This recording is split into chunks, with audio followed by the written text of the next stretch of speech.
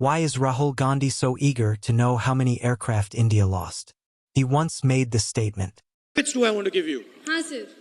After passing the C certificate examination, what would you I don't know the details of NCC training and that type of stuff. And made this remark after the tragic 26/11 Mumbai attacks. It is very difficult to stop every single terrorist attack. The ideas that we have to fight terrorism at the local level, we have improved in leaps and bounds. So what changed? Did he suddenly become a defense expert or develop a newfound concern for national security? To understand this and uncover the method behind the apparent madness, let's analyze his tweet carefully. Notice the question isn't about Indian casualties, strategic assets like S-400s being destroyed, or military personnel being killed. It is specifically about aircraft, how many planes India may have lost. That precision tells a story in itself. If the concern was genuinely about Indian lives or strategic assets, one would expect questions about pilot safety, ground troop casualties, or critical installations. But instead, the focus is squarely on aircraft, and that's not incidental. Here's why that matters. India's armed forces are among the best in the world. The Navy, for instance, has the strategic capability to effectively blockade Pakistan without firing a single shot, crippling its logistics and economy.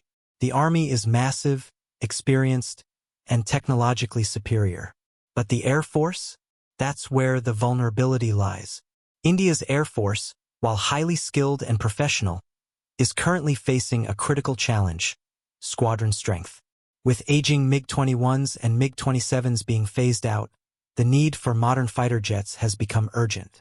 Enter the Decoy Rafale. These French-origin fighters are a game-changer for India.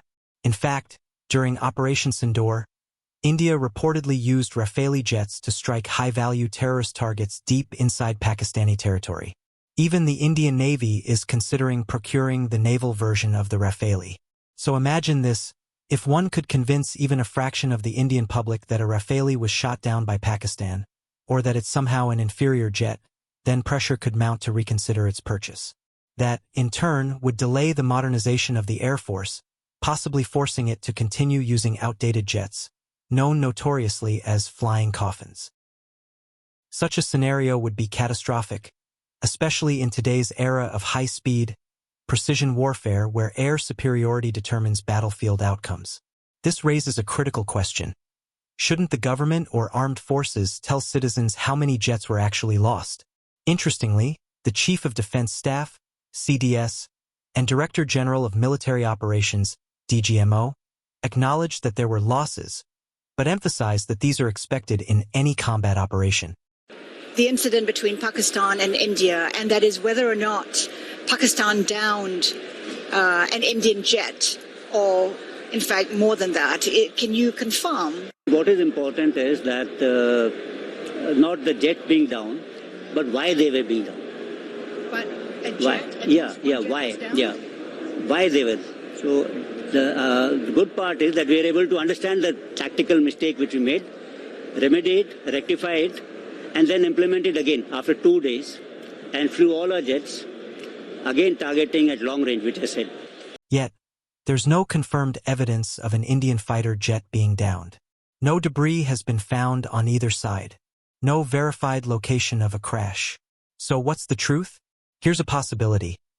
India may have deployed decoy aircraft, fake radar signatures, or obsolete frames used strategically to mislead and exhaust Pakistani air defense systems.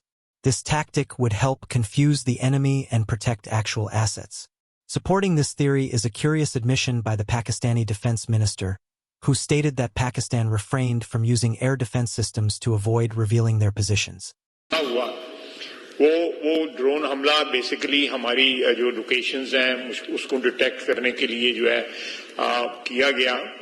एक technical चीज है जिसको मैं उस तरह explain नहीं कर सकता, और इसलिए उनको इंटरसेप्ट ना किया गया ताकि हमारी लोकेशंस जो हैं वो लीक ना हो या वो लोकेट ना हो, और जब वो एक सेफ लिमिट पे आए तो हमने उनको मार कराया। That suggests they were unsure what was real and what wasn't. As strange as it may sound, this deliberate ambiguity might be a key part of India's operational strategy. And with Operation Sindoor still ongoing, maintaining that strategic confusion could continue to serve India's interests. So, when Rahul Gandhi asks how many aircraft India lost, the question might seem straightforward, but the implications and timing are anything but straightforward.